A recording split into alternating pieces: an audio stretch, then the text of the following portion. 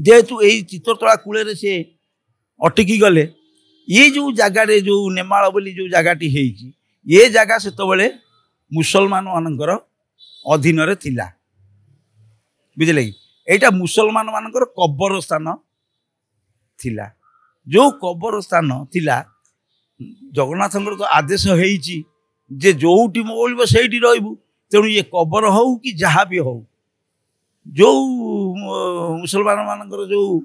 माने जो हाड़ फाड़ सब पड़ी थाए सी कौन कले राताराति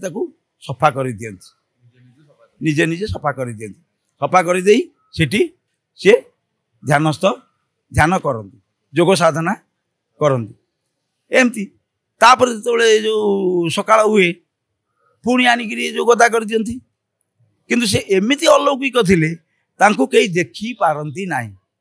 से एमिति जोग साधना करथिले से तांको कई देखी पारंती नाही से पुणी आनिक सेठू एठी गदा कर दियंती पुणी ये आसिक तांको से सब जिनिस सफा कर दियंती जो सफा एमती जो बारंबार हो चलला से सी था किए ना प्रतिपत्ति थाए कार ना अछूती खाँ बोली जड़े मुसलमान थिले तांकरी अधीन रे ये जगहटी थिला तेणु सी कौन कले सेतिक बेले एमिति जोग होईची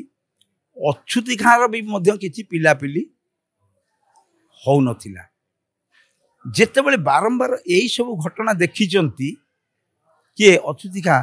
जानिले ताले ये जिनस को किए एमती करूची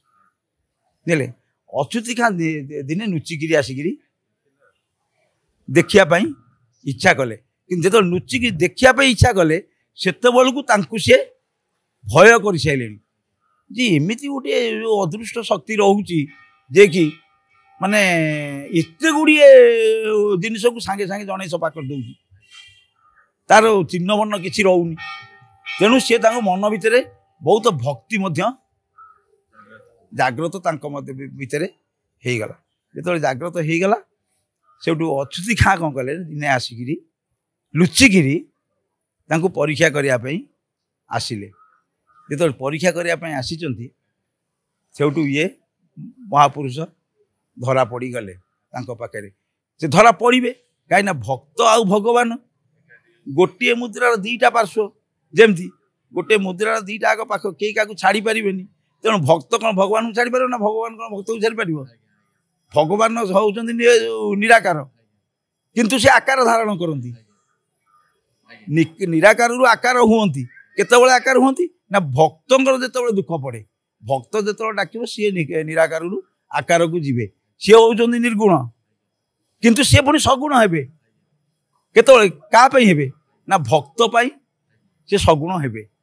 तेणु सी होती निराकार जो निराकार सी आकार धारण करेंगे ता ना भक्त डाक केमी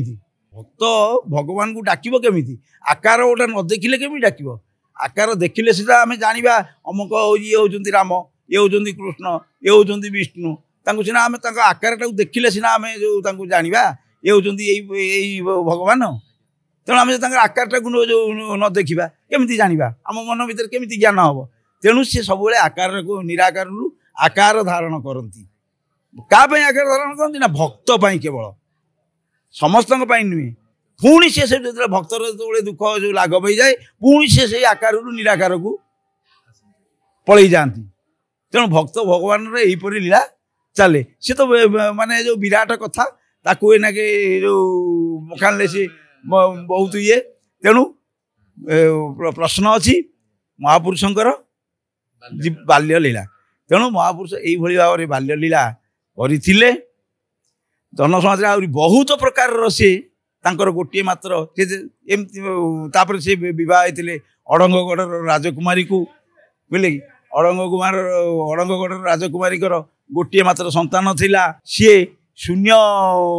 ब्रह्म को साधन करथिले सी जहाँ चाहूले ता करें